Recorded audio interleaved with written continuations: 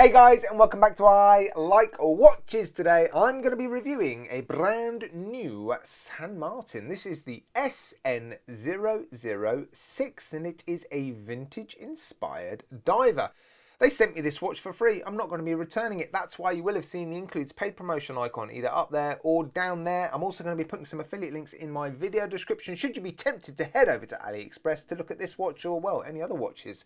I'd also love you to click that like button and subscribe if you do enjoy my content. In this video, I'm going to be running through all the facts, figures, stats and specifications. I'll talk about the green thumbs up, the red thumbs down, and I'll let you know if this watch is worth considering, especially as the 11th of the 11th sale is fast approaching. Right guys, enjoy this review. And here it is, the new San Martin SN006, another vintage inspired watch from San Martin, but this time it's a Subby homage, and I always get very excited. Well, when anyone releases a new Subby homage, it's no secret that they are amongst my favourite style of watches. I do just love this sort of design, and this is very much a vintage inspired version. Now, this is a new watch release from San Martin, and you can pick it up on AliExpress from their San Martin Official Store or the San Martin Store, and the usual price is around $326, but there is a $5 discount code in my video description along with lots of other discount codes, and that's going to drop the price to $321 for the PT5000 version of this watch. That's €282, £240. It's also available with a Sellita SW200, and of course you're going to pay more for that watch. I unboxed this a good few days ago. I've been wearing it on and off now this week, and yeah, let's crack on and review it, shall we? Starting with some important facts and figures. Now, it says on the specifications on AliExpress it's 39mm. The bezel is 40mm, and it looks like the case diameter is roughly 39mm. Case length 48.6, 20mm lug width. Bracelet tapers down to 15.5mm, and the clasp is 18.4. It now weighs 141 grams. I've got 3 links here that I've removed to set it up for my wrist, and it is now 152 grams. According to the specifications, 316L stainless steel construction, so that will be case and case back, bezel, bracelet and clasp. Crystal should be sapphire, and the bezel insert is ceramic. Of course, I tested it. Now, being a more vintage inspired watch, the case is more shapely and sort of slender and more, well, vintage looking, isn't it? The lugs are certainly a bit longer and thinner. They've also got a more sort of decorative, chamfered, high polished edge. Drilled lugs, which is interesting. Nice side profile, a little bit of sort of a downturn or curvature to that case. You've got circular brushing on top. The bezel appears to be predominantly brushed. Got a screw down case back, very traditional.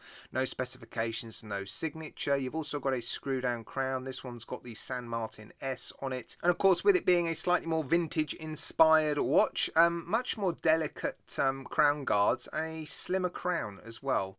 It's just, you know, less aggressive and less chunky, isn't it? The whole watch just appears to be a little bit more delicate, which is good for me because the SN017 for me just got a little bit chunky. And interestingly, it is a vintage inspired watch, but they haven't coloured all of the markers on the dial and the bezel insert. That sort of strong vintage antique sort of orangey colour, which is a relief because as much as I appreciate that on some of their watches, I think that would have ruined the look of this watch, and it was absolutely the right decision not to sort of add that antique or vintage pigment. And they're also printed on the dial. There's no applied indices or markers. You've got that scripted San Martin logo beneath the 12. Very simple, 200M, 660 feet automatic above the 6, and no date variation as well, which is good to see. The hands as well, they haven't capped the hands. I think that's probably to keep a sort of more vintage aesthetic when it comes to the hands, and those capped second hands do look incredible, but yeah, probably would have taken a little bit away from that sort of vintage look. Right, let's have a little play with this bezel, shall we? The grip is actually not fantastic, but it doesn't need to be. There's not a huge amount of resistance, again with it being a more sort of vintage inspired watch. It's not got a huge, big, thick, chunky bezel, you know, it's just a little bit more discreet. So the surface that you're gripping is just a bit smaller than average. But the bezel action as well, like the watch, just generally sort of more discreet and I was going to say smaller. It's not smaller, it's just quieter, isn't it? Listen to this. But it's nice. The resistance is good. It's even. The clicks are, crisp enough. It's just very quiet. And the alignment, look, it's very good, as you would expect from San Martin. Nice to see. Okay, I'm going to play with the bezel some more now. Oh, that's nice.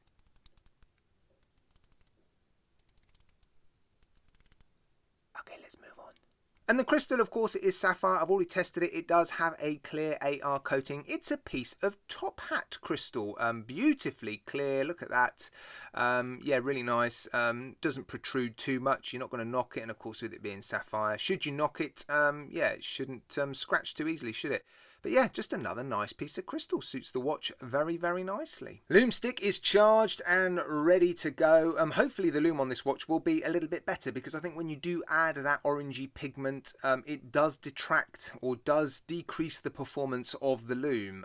So I'm hoping the lume on this will be, yeah, good. Let's have a little look, shall we? BGW9. That's a pleasant surprise. And something else I'm really pleased about is they haven't fully lumed the bezel insert. Right, let's continue on and look at the bracelet then. So this watch comes with female end links, and these end links actually sit a little bit lower than the case. I'm a little bit torn on that. I do like the end links to fit nice and flush.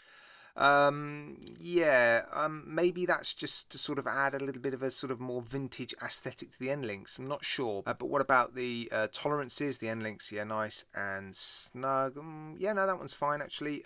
Some nice brushed bracelet links. You've got high polished sides brushed underneath. Now this clasp, they seem to be using it on rather a lot of watches at the moment, and it's no surprise. I saw this clasp, or a very similar clasp, on a £2,700 Oris Aquis recently, which is an incredible compliment, really. It's an average sort of size, decent outer shell. Look at that. If it's pressed, it's certainly pressed very nicely. Decent amount of material in the outer shell. Really nice double pushers, milled innards, no safety latch, but you do have a very nicely applied logo. Right, time to run through some thumbs up and some thumbs down. Let's talk about comfort. Yeah, this is much better for me. Their SN017 just got a little bit too chunky for me. The links on the bracelet were a bit too thick. The clasp got quite big and heavy. The case itself as well just grew a little bit over the variations from 1 through to 3. This is a bit more similar in terms of sort of size and weight to the San Martin version 1 SN017, which is an incredible watch. Anybody that picked up one of those will tell you it's a fantastic size and weight. So yeah, this just sits on the wrist very similarly to that one, and again, because you've got those female end links, it's super comfortable. Doesn't feel top heavy. The weight is well distributed throughout the whole watch. Yeah, it's very, very comfortable. So pleased that there isn't any sort of vintage pigment on the dial or the bezel insert. I am a little bit disappointed that the numerals and the markers on the bezel insert have a slightly sort of grey tinge to them, but yeah, I would have liked those to have matched the colour of the markers, but it's very minor.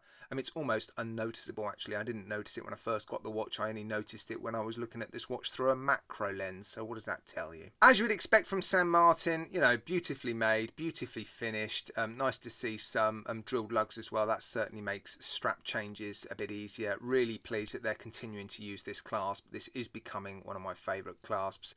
Great tolerances. It's just another really, really good example from San Martin. So along with the numerals and the markers on the insert being just a little bit greyer than white, there's a couple of other very minor negatives for me. It's just the fit of these end links. I would have liked to have seen those a little bit more flush. I think it just makes those end links look a little bit more obvious and makes it look like the case and the bracelet just don't quite go. It's a bit of a personal thing, that. And then the other thing is really, again, another personal thing. It's just they've included the San Martin S crown on this watch. I was hoping to see some watches with their hexagonal logo engraved on their crowns, but I guess they've not got round to doing that yet. Right, let's talk price. $321 for the PT5000 version of this watch. I've no idea if this is going to be discounted in the 11th of the 11th sale. I hope it is, because I'd love for some people to pick this watch up, and I suspect there'll be quite a few people out there holding off until the 11th of the 11th sale to see what is going to be available for what prices. I think it's a touch rich for $321. I think it's worth it. I just think, you know, we're starting to get quite a bit past that sort of comfort zone for Subby homages on AliExpress. Yes, it's got a PT5000 in it. It's a good movement, but I'm not so sure that movement carries quite enough respect and appreciation just yet for it to command some pretty decent prices. So I am a little bit worried about the price. I do think that is going to turn a few people away. But having said that, it is beautifully made. It's a beautiful watch. It is a little bit different. So nice to see a no-date Subby homage. Yes, it's a vintage one, but still, it's just beautifully crisp and clean and symmetrical and lovely, isn't it? It's really nice. I do really like it. As you would expect, of course I would. So would I recommend this watch? It's quite a bit better than the new SN006 Subby homage that they made. It all depends on whether or not you prefer this vintage look to the more modern look. In terms of whether or not you'd go for this one or the SN017. Of course, the SN017 is quite a bit cheaper, has the NH35. It's just a bit bigger, a bit chunkier, equally well made, but they are just, yeah, similar, but also quite different. So only you can decide, you know, which is the Subby homage for you, but I've got to say, this is definitely going to be one of my favourites. There's a few out there that top my list, and I have absolutely no doubt in my mind this is going to be up there. The things that I'm not so keen on are very minor. They're not going to put me off wanting to wear this watch and enjoy it. I shan't be selling this one anytime soon, I'm sorry guys, but do let me know in the comments section what you guys think of this watch. I enjoy reading your comments, but I know other viewers do as well. It really, really does help other viewers to decide whether or not the watches that I'm reviewing are for them. So, yeah, don't forget to comment, like, subscribe, hit that bell notifications icon, and, yeah, I look forward to seeing you again soon, guys. Cheers. Thank you so much for watching.